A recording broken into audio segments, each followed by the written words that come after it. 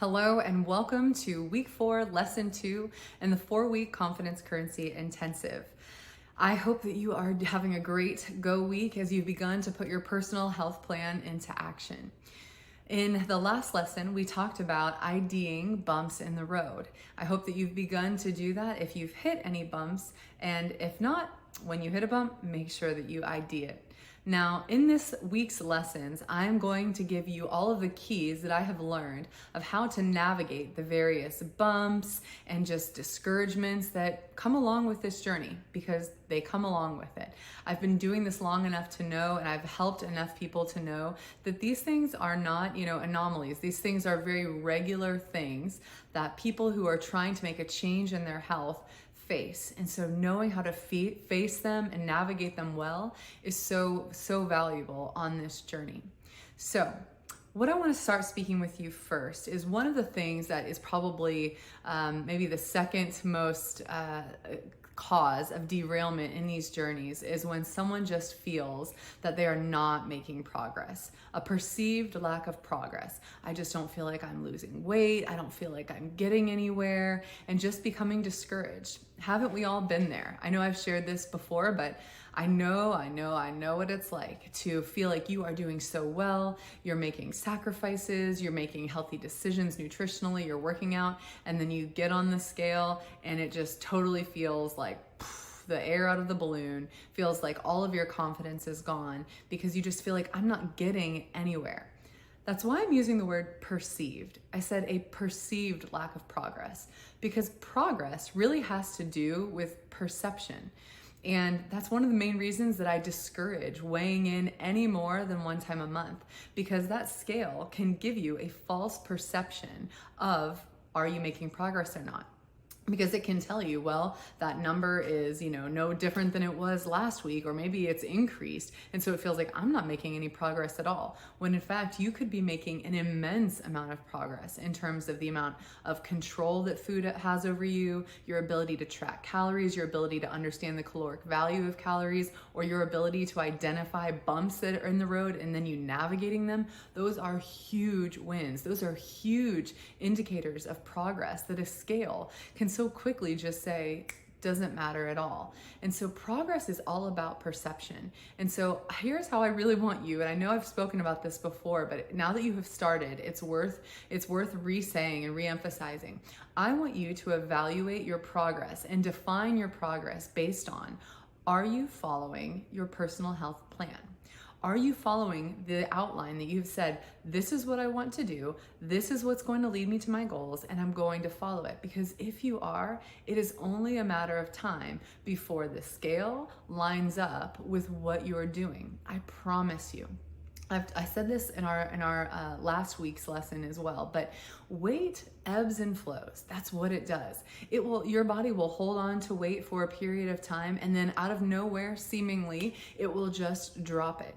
And so that's why we shouldn't weigh in on a scale, because many things can make your scale, be higher, or even your clothes can feel tighter if your body is holding on to sodium content, if you're a woman and you're menstruating, if you've been doing a lot of strength training and your muscles have lactic acid that's built up. It can kind of cause some inflammation, but those things, if you're following your plans nutritionally, you're budgeting your calories, and you're working out, those things will eventually release, and you will go ahead and you will see in your body, or if you are weighing in once a month, you will begin to see that progress reflected. I promise you, it happens to me all the time.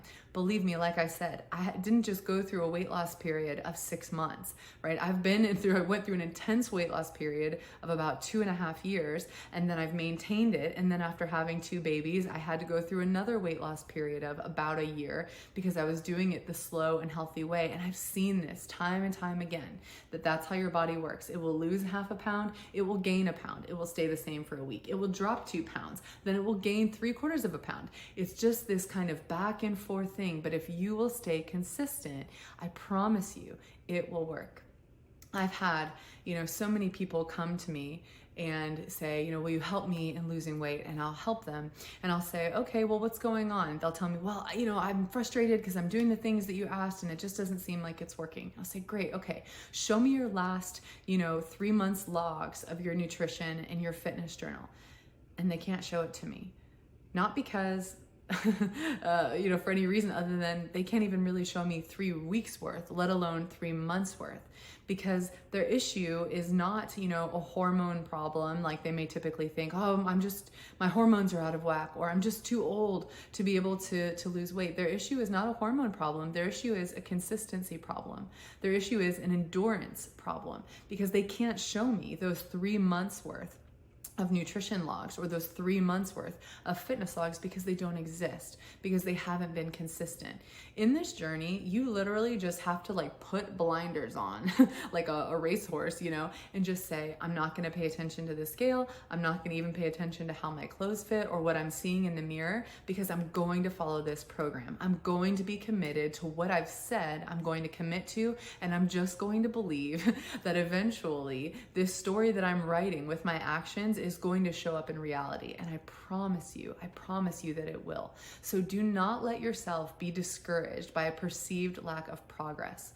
Now, if you come to me and you say, I've been hitting my calorie goals for 3 months every day. Here's all of my logs. I've been working out 5 to 6 times a week, 30 minutes, and you're not making any progress in a period of maybe 3 months, then maybe it's time to look at, do you need to lower your calorie budget? What's the main nutritional, substance of what you're eating? Are you eating all carbohydrates, and are you maybe needing to bump up your workouts? But this isn't something that honestly happens all that often. You really don't even need to look at making a big change in your personal health plan unless you are literally seeing 0 progress in the matter of 3 months.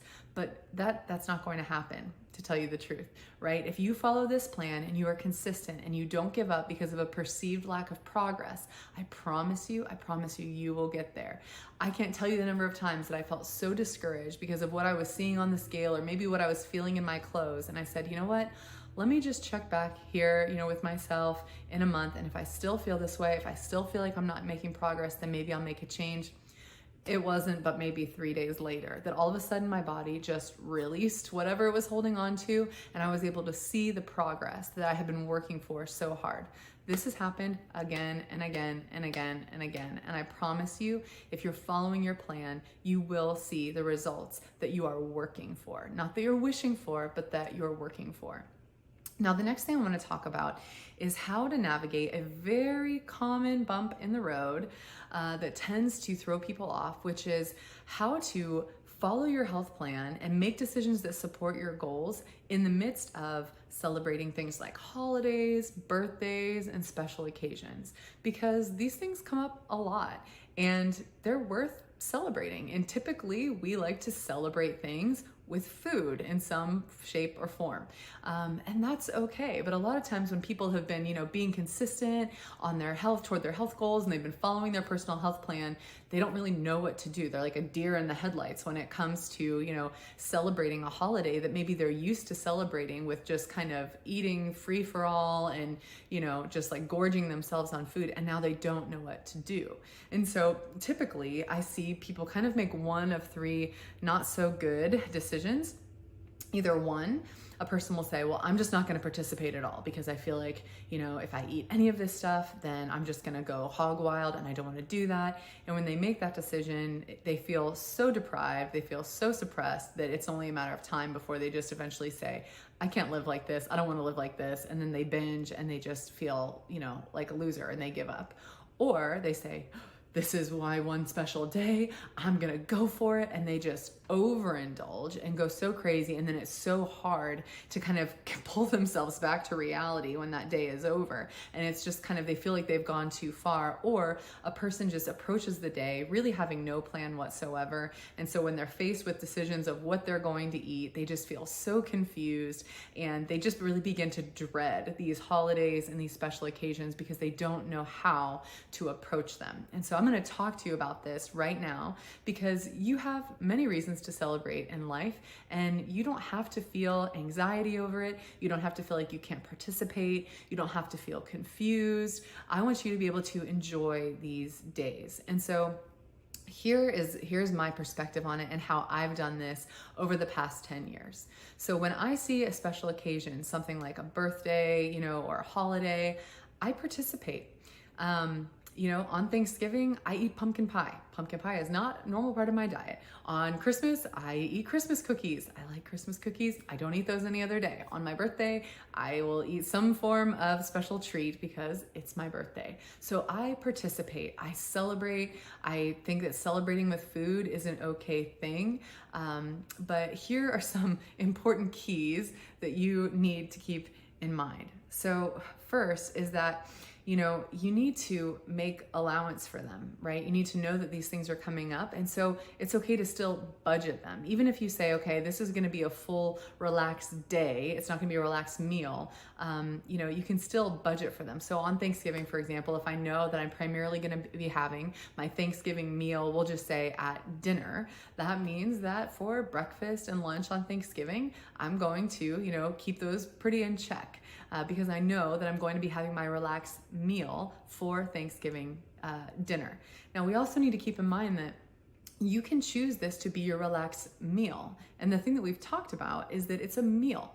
It's not a day. It's not a week, right? A lot of times when we have big holidays like Christmas or Thanksgiving, after the holiday is over, we still have a refrigerator stocked full of the food that we made for that meal. And it just kind of tends to linger and we feel like, oh man, I can't just throw away this food. It's so good. No. When the day is over or when the meal is over, it's over. Go ahead and throw away those leftovers, send those leftovers home with someone else, and you're gonna have to probably mentally pull yourself back and really get yourself refocused. Here's another thing. It would be very easy for us to find reasons to celebrate like every day of the week, right? Oh, my kid did really good in their play. Let's celebrate. School is out for summer. Let's celebrate. Somebody has a birthday every day, right?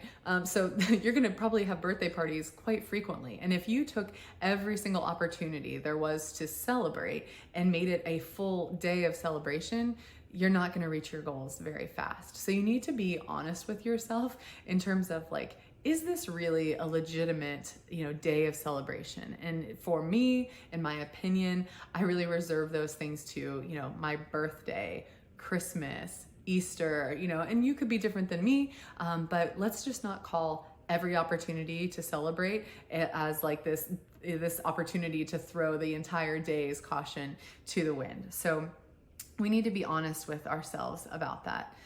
Also, you can enjoy special occasion food without, engorging yourself.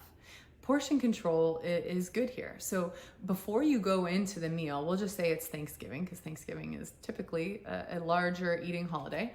You can go in and say, okay, yes, I'm going to partake of the food, but maybe I'm going to say, you know what? I'm going to limit myself to one plate of food and one serving of dessert.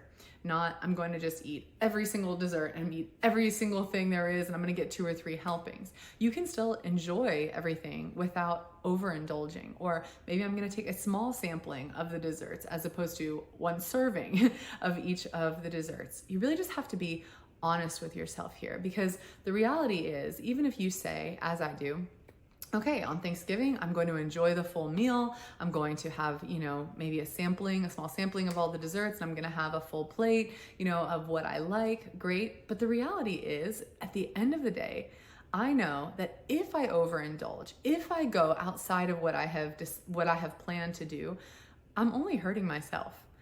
I've learned, because I've done this enough now, that going ahead and just throwing all of my goals, to the wind and just engorging myself and binging, it's not going to actually make me feel better. It really isn't. The next day, I'm going to feel worse. The next day when I go to the gym, I'm going to feel that extra stuff that I ate. I'm the one that has to work myself, out of that calorie dump that I just did. And so, you can partake and you can enjoy without overindulging and still just being mindful of what is the reality. Now, you also need to be mindful to ID your thoughts prior to going into those occasions, because a lot of us have emotional, ties to these holidays, whether it's through memories that we have from them or food that's tied to memories. And before you even go into that situation, I invite you to ID, what are the thoughts going through your mind? Do you have a belief maybe that's saying, You're gonna be so sad if you don't eat, tons of everything that your grandma makes, or tons of everything that your mama makes. Or you're gonna be so sad if you only limit, enjoying Christmas food to Christmas Day. There's like a whole lead up the week before and the days before, and then a couple days after, and New Year's, and this thought of like, you're gonna be so sad, or you're gonna miss out, or you're gonna be unhappy if you don't participate in this. Honestly, those are lies, and you've got to kind of face those. A lot of times we end up eating things not because we actually want those things, but more so just out of habit, out of like, okay, well, yeah, we always eat this on this day. You don't have to eat something just because you've done it in the past. Really, you want to continue to make sure, specifically on special occasions and whatnot, that food still isn't in control over you one way or the other. Because it's no more healthy to say, I'm not gonna have even a slice or sliver of cake because I'm so afraid if I ate the cake that it would take control over me. That's no more healthy than saying, okay, cake's available, this is gonna be my relaxed meal, and I'm gonna eat 3 slices of cake. Both of those are unhealthy. Both of those, food is in an unhealthy, incorrect place of control in your life.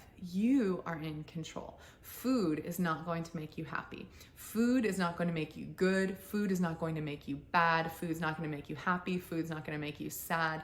You are in control. You make the decisions, because ultimately these decisions are just either going to get you closer and or farther away from your goals. And you just have to decide, do I want to get closer to my goals? Do I want to be farther away from my goals?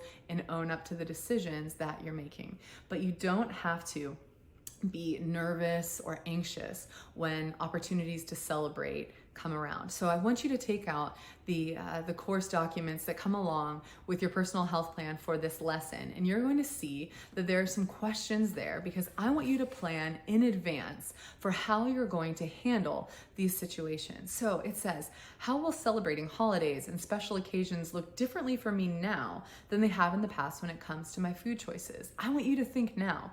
How are you going to celebrate birthdays? How are you going to celebrate your birthday or your kids' birthdays? For me, to tell you the truth, I don't really like cake. I don't think it tastes bad, but it's not my dessert of choice. And so when my kids want cake for their birthdays, that's okay. I don't typically take a slice of cake because it's really just not worth the calories for me. However, maybe if there was a dessert that I really, really, really, really loved, then I would have it. But think about, how are you going to celebrate birthdays? What about significant holidays? Are you going to offer to bring some healthy alternatives? Are you going to say, I'm going to have one plate? How are you going to celebrate special occasions, anniversaries, graduations? Are you going to start to bring in maybe some non-food celebratory methods? And then what habits will I employ on special occasions that will support my goals? So I want you to begin to think through these things now so that you can navigate these potential bumps that come in the road. And remember that all of these things are coming at you with a learning curve. You've been living your whole life doing this a certain way. And so it's natural and understandable that you're going to have to, think through these things. You might have to make some mistakes and then learn from them as you ID those situations so that you can be well on your way to continuing to live in health and live in freedom and live meeting your goals as the way that you want to. So I know you can do it. These opportunities are going to happen. They're going to come. And you're going to have times where you feel like you're making a lack of progress. But remember, you're going to put those blinders on. You're going to keep your head down, and you are going to be consistent. You are going to walk this race, walk this path and journey with endurance and with wisdom. And I'm so excited for you because I know the feeling of empowerment that you're going to feel as you do. I know that your confidence currency is going to go through the roof.